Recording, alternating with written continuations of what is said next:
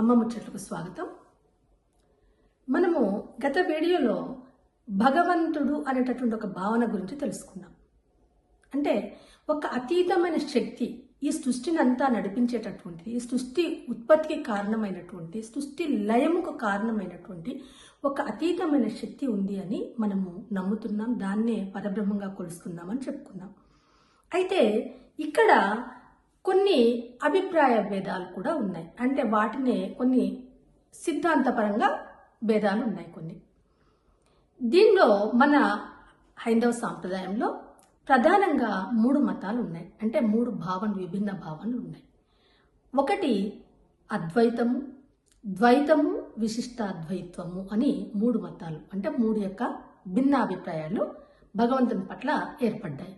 ఆ 3 ఏంటి అన్నప్పుడు మొదటిది అద్వైతం. అద్వైతం అంటే అంతా ఒకటే, వేరే లేదు. ఎందుకు అంటే మనం అందరము భగవంతుని యొక్క సృష్టే కనుక మనము భగవంతుడు అనేది వేరు కాదు.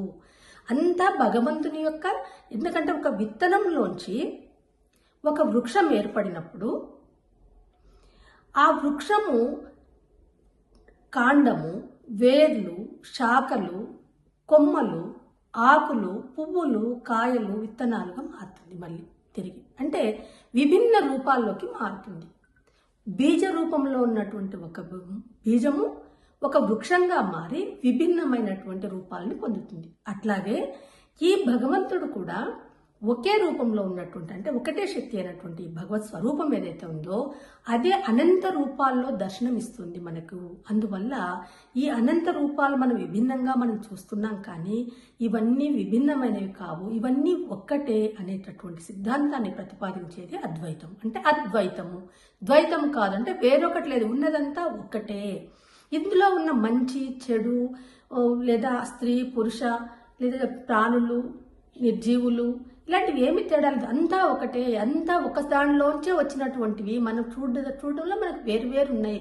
మొక్కల చెట్టు ఏ విధంగా ఇంతకు చెప్పుకున్న ఉదాహరణలో ఒక విత్తనము వృక్షంగా మారినప్పుడు ఎన్ని రూపాలు, ఎన్ని పేర్లు ఉన్నాయో అట్లాగే సృష్టిలో కూడా విభిన్న రూపాల్లో మనం దర్శించుకుంటున్నాం ఈ సృష్టిని. కానీ ఇదంతా భగవంతుడే అనేటటువంటి సిద్ధాంతం ఏదైతే ఉందో ఇది అద్వైతము అని చెప్పబడింది.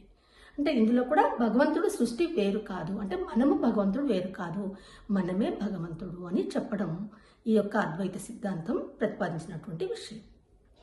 ఈ వీడియోను దయచేసి లైక్ చేయండి, షేర్ చేయండి, సబ్స్క్రైబ్ చేసుకోండి.